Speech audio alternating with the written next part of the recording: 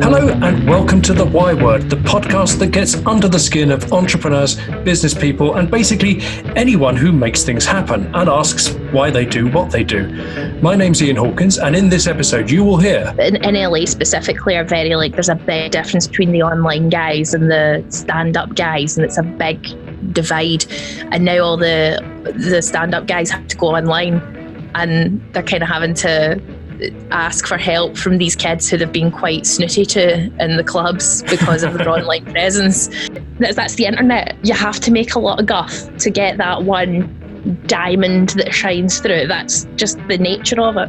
There's videos I've made and things I've said that people have taken real offence to, and I know in my heart of heart, I can't prove it, I can never prove it, but I know if a man had said it, nobody would care. Today, I'm talking to Ashley Storrie, Glaswegian comedian, podcaster, YouTuber, and star of any number of social media platforms that I don't yet know about. But I wanted to find out how to build an audience online and what the entertainment industry is doing when COVID means the comedy clubs are closed. Ashley Storrie, welcome to The Y Word. Thank you for having me. I feel like I'm on play days, like it's the Y Bird stop. I'm trying to be very Radio 4. That was a happy place for me, so it wasn't a slight. It was a compliment from a fan of play days. Look, this is where we're going off the point. I've got a list of questions. Let's talk about building your audience online. Okay. Has it been a strategy, and do you have a plan? Oh, yeah. It's always been strategic because I grew up watching YouTube, so I watched the greats who, there are people who have no clue who I'm talking about, but I watched people like Philip DeFranco build a company from little black and white videos where he was talking nonsense in his mum's bedroom to a huge business where he sells product and he owns a company and he hires people and he's worth millions of pounds and he has this tangible thing based solely off little videos. And I watched how he did that, and when I decided to move into online entertainment, it was always going to be inspired by people like DeFranco and like Rooster Teeth and like Casey Neistat, who really saw it from both angles, weren't just having fun, but it was also a business. So there was a strategy. Whether or not I succeeded in it, obviously not. I don't own a massive business and I'm not selling lots of products, but I took the little bits of information that I wanted from them and kind of utilised it for my own goals, which was just to build a solid audience who I could rely upon to support me. Do we get a bit too het up when we talk about entertainment of I haven't heard of them, therefore they're not any good or they're not a success? We do. I'm Scottish, so I can go to the Fringe, meet 20 comedians from Wales and England, and they will have no clue who any Scottish comedians or talent are. And we can have our own TV shows and our own radio shows, and they'll just have no awareness of us. And so I'm pretty used to kind of being in a fringe, but just being Scottish. So I'm kind of used to being part of my own little economy that's maybe not recognised from the outside. I think within each bubble, there's so many. I mean, you look at the kids who are millionaires off streaming Fortnite, minted, like beyond belief, beyond anybody can imagine, from playing a silly game, a battle royale game. And there'll be businessmen who've got no clue. So we're all in our own little bubbles. But I think everyone's in a bubble, because who's the French equivalent of Andrew Marr? Who is the Italian Emily Maitlis? And they must exist. Yeah. But they definitely do. I saw a trailer, but it's about a French stand-up comedian who's huge in France. Like he's the Jimmy Carr of France, but he comes to Britain and nobody has a clue who he is. I think it's a really explorable and fun thing. Is that there's different big stars and different stratospheres, different galaxies. Maybe it's this bubble thing is quite a good way to do your career, because what you do is you build and build and build, and then you hit a plateau. And then when you go, for instance, if you were to go to New York and you went into New York and you had to start absolutely at the ground again, but people would go, oh, wait a minute, Ashley Storrie is doing this open mic thing, but she's obviously got skills that are way above this, and you're clearly the best thing on this bill. Maybe that would be the boost that your career would take your career to the next bit? Because you do live as well, don't you? I do live. I mean, the likelihood of any of us getting to New York in our lifetime again is Well, there's slim to none. So that dream shattered. Thanks for the reminder. But yeah, I do live stuff. But the online audience that you build, that's what makes sure I sell out live shows at the Fringe. Did you ever intend to do live stuff, or was it always did you sort of say, I'm going to do podcasting and YouTubing instead, and the live stuff has just sort of crept in? No, it was probably all just a build up to the live stuff. I had big confidence issues and online stuff, podcasting first of all, because you're not visible, it's just your voice, and then videos, and then live stuff was just essentially me taking very small baby steps towards becoming a stand-up comedian, which is what I was supposed to be doing anyway. So it was just me being really slow, right. getting to the job I was supposed to be doing and finding other things I was good at along the way. But I'd highly suggest that to anybody who's got a goal in mind, to just do the little things that you can do until you can do the big thing that you can't just now. It's ancillary stuff, isn't it? You've got because you can't do the live at the moment, but it doesn't feel like it's particularly holding you back, because you've always had that online presence anyway. So you're just doing that more. Yeah, it's been a good fallback point. I've got friends in LA who are YouTube guys, and they were trying to get into stand-up in the past couple of years, and a lot of the stand-ups were very, in LA specifically, are very like, there's a big difference between the online guys and the stand-up guys, and it's a big divide.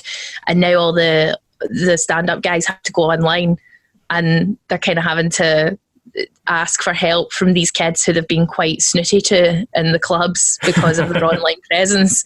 The great thing about the internet is it's not always the polished nut that does the best. Sometimes it's just that little weird real thing that happened, or that little candid moment caught on tape, or that, one of the biggest videos that ever came out of Scotland was those two little girls going, I'm going to sing Cher Lloyd by Cher Lloyd, and this is Becky G. And then her mum walks in and goes, what one of you doesn't know how to flush the toilet? Disgusting. It's one of the biggest exports in Scotland, is that woman shouting at her daughters that they're disgusting. When Cher Lloyd tried to make her comeback, people on Twitter were like, I can't think of Cher Lloyd without thinking of that Scottish woman shouting disgusting. She couldn't get over the fact that she had been trumped by those children and their mum shouting at them. The space in your brain gets occupied by these things, and it's repetition, it's currency, it's context, it's all kinds of other things. I'm gonna pin you down, Ashley, because you said, "Oh, I can't imagine getting to New York again." Although eventually things will open up, and then you casually drop into the conversation, your friends in LA. Now, New York is there if you want to go, surely. I was just being flippant about coronavirus. I don't know if I'll get to go anywhere. I mean, my friends in LA, most of them have come from New York to LA. But all of my friends in America are people who I've met online about 10 years ago, who I've never met in real life, which is super weird to say. How are other people in the comedy industry? How are people generally responding? People are trying their best. I'm not a fan of the online gig. I'm just doing straight stand-up to a quiet room and making people watch it at home. I don't really want to do that. So when I have been asked to do online gigs, rather than do stand-up, I've just done one of my characters or done a new character, because that's what I'm used to doing online, is doing a little pretending to be somebody else. And I don't mind not getting laughs during that, because that's what I make online anyway. Sure. But people have been really diverse, and people have been trying new stuff. I mean, I feel quite bad for the women and men in the erotic industries. A lot of stand-ups have been encroaching on their space, like subscription services that were kind of just for porn stars have now become places for comedians and pop stars as well, which is super weird but really exciting. It's been exciting. This is sort of like the Wild West, people just sort of laying claim to new territory.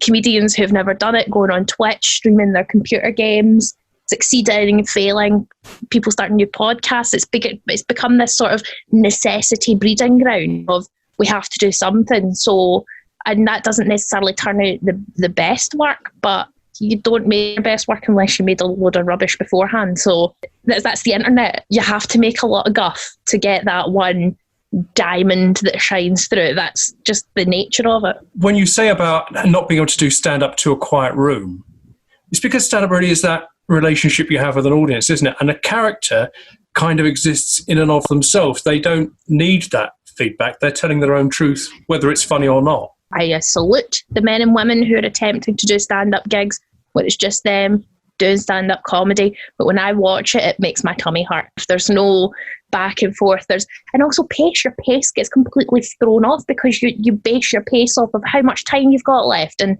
are they laughing? Are they not laughing? Oh, I'm going to have to speed up because they laughed too long at that joke. Oh, I'm going to have to slow down because nobody laughed and I've still got 10 minutes to fill and I've rabbled through a 15-minute set in 7 minutes.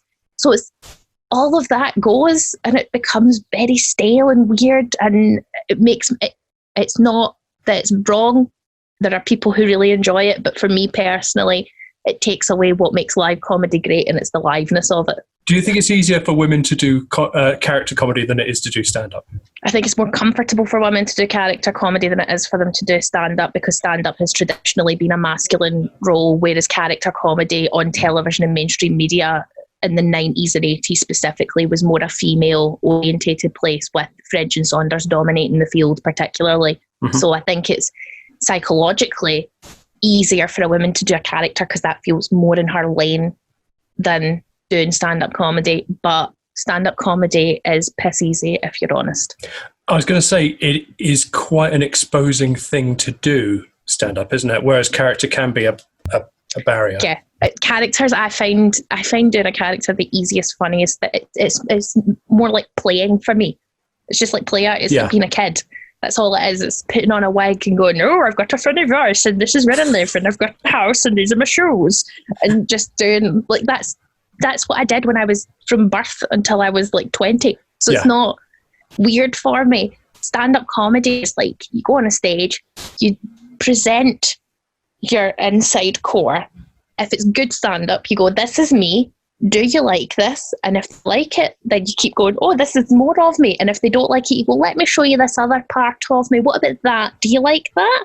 What about that? What about that? And you keep pulling bits of yourself out until they go, ha. And then you're like, right, okay, you are weird. You like that a bit of me? Let me continue down this path with all the things about that bit. And that's what stand-up is. And it's if you've got that bit of your brain that doesn't mind telling strangers stuff about yourself, you're fine. It's easy. Yeah. And the other thing I wanted to ask you, because I know you'll give me a straight answer on this, is when I've talked to women comedians, they've said the reason why there aren't as many women as men in comedy is because the nature of going to do a gig late at night and having to get home by yourself is just more intimidating for women than it is for men. Some women, I guess, but some men would be scared. I don't feel that because I have a lack of fear walking about streets. But that's because I'm a very tall, aggressively walky woman. Yeah. I'll tell a true truth. There was a man who had been accused of assaulting women. There was women getting assaulted in the walk between my house and the Stand Comedy Club.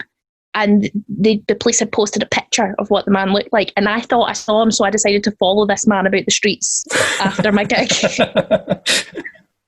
to see where he lived, to phone in a tip to the police. So that was my mindset. Wasn't like, oh no, I can't walk through this bit. My mindset was, I want to find the rapey guy.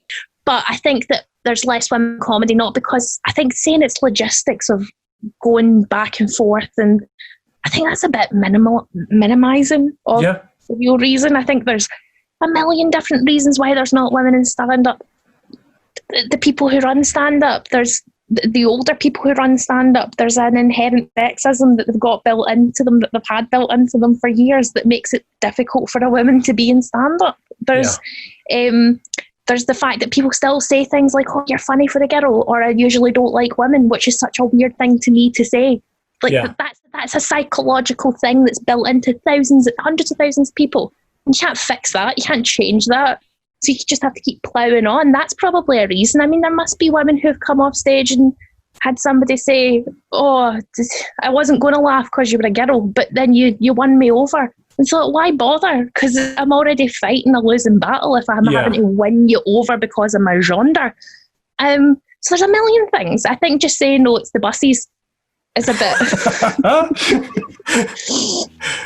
I must admit, I started editing this podcast with a little bit of trepidation. What if Ashley and I just sat around chatting and laughing and having a good time?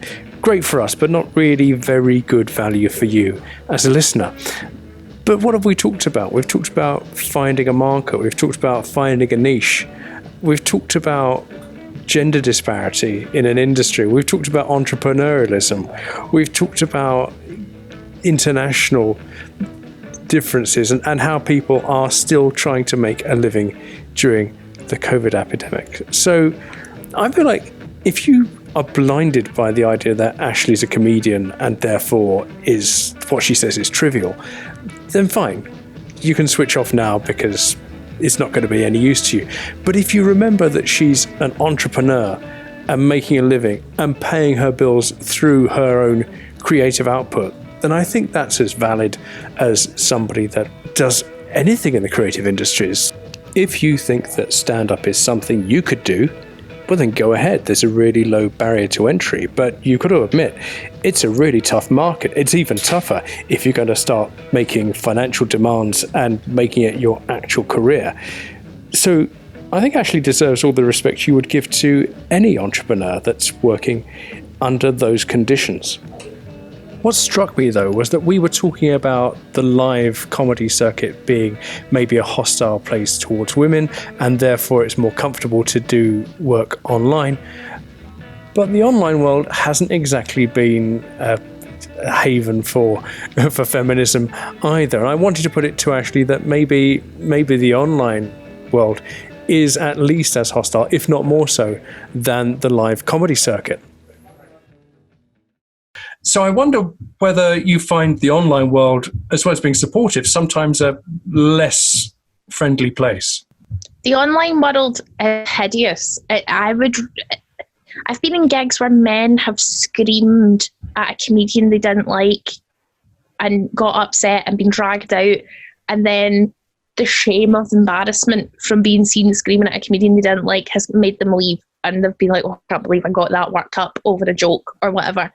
I've seen people have come up to me and said, I didn't think you were funny. And I've been like, well, mate, different strokes for different folks. And I've gone, quite right, and walked away. And there's the accord of we are humans interacting and we're going to live by that. When you go online, all of those rules seem to go away. So people will just come at you. There's been days where I've had like 400 men and 98% of them have had either a football avatar or a football banner, which makes me think that they're all on a football forum and they've decided to do this on the one day. But then they'll come at you and go, this isn't funny. This isn't comedy. I don't like this. I hope you die. I hope you get coronavirus because this joke isn't funny. And then it's like, I'll look at it and I'll be like, oh God, what did I say? Is this me laughing at Les Miserables is upsetting guys whose whole identity is football? Anybody whose whole identity is a thing are going to be awful people in any way, shape or form, because their whole identity is based around something that they didn't create and have no control over. So they feel very helpless. And that's a horrible position to be in. My whole identity is based around being me. And that's really easy to control. So if it goes wrong, it's my fault because I'm me. And the internet does put tags on people, doesn't it? It goes, you're Trump, you're a never Trump, you're an incel, you're a feminist, you're a this, that and the other. And once you have that badge, it's really hard to, break out of it. If you embrace that badge and you put that badge on you and you are like, this is what I am, and I'm not going to talk about anything else but that thing, it just becomes so unbearable to like you. And I feel that and it applies, like you say, it applies to anybody. This isn't just a football thing. This is a feminist thing. This is it applies to anything. Yeah. If you're too into that thing, it's really uncomfortable. So I could never understand why people said women aren't funny. I thought, right, that says absolutely nothing about any women that are making a living out of comedy. That tells me everything about you. Those people that are incapable of finding women funny, for them, it's all about the comedian has ultimate authority, is going to really struggle to find that, to engage in what that person is doing. But isn't that sad that they probably have that constant fear of whatever their little group is, of seeing them as anything less than full man? Like, that must be hideous. Must be such an anxious thing to live with, of living up to other people's made up expectations who probably don't care. That's the thing though. They probably don't care as much as they think they care. A woman couldn't be a leader, therefore a woman shouldn't really be a comedian. That's where they're thinking. There's videos I've made and things I've said that people have taken real offence to, and I know in my heart of heart, and I can't prove it, I can never prove it, but I know if a man had said it, nobody would care. Yeah. And it wouldn't matter, and it wouldn't cause any form of controversy. Well, as your job is saying what you think to other people and communicating this message, do you think that you are making a difference? Do you think you are making people think differently? Is that your job? I think that's part of my job. I think saying things that specifically, like you said, you were talking about women and expectations of women, and women can't swear and women can't do this. I feel like a big part of my job is saying a lot of the things that women have been told they shouldn't say. And that doesn't necessarily, I don't mean swearing, I mean just basic bodily functions that happen to us that nobody talks about and nobody says anything about. 1 in 3 women don't get a smear test because they're embarrassed or ashamed. Yeah. So the only way to rectify that is to be that person who's not going to be embarrassed or ashamed. Then that's all it takes. I'm old enough to remember the very first Tampax adverts on telly and how none of them were allowed to have any red in the picture or in the palette of the whole thing. So people it's like, shook when it happened? Were people like, when the first tampon adverts came on, were people like... it was an event. But because they'd taken all the red out of it, it was like watching Don't Look Now. You know, the horror movie where the only red is the little girl in the red rain mac. Right, I've taken up a lot of your time, but I'm going to end on a question. Okay, so you can have anyone for a business lunch that you like to help your career. It can be alive, dead, or fictional. Doesn't matter. But who would you have for a business lunch? Ashley Storrie. Oh, said his name before. It's going to be Philip DeFranco. He's my hero.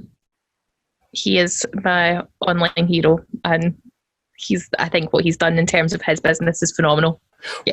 Would you think he would have a sort of 5-point plan, a step guide to how to get to progress? I think he's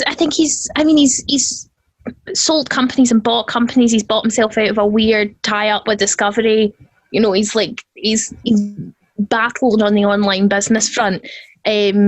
I think that he could probably aid me in getting to the next step and possibly give me some encouragement to be more proactive and less of a lazy layabout who just does TikToks because they're easy.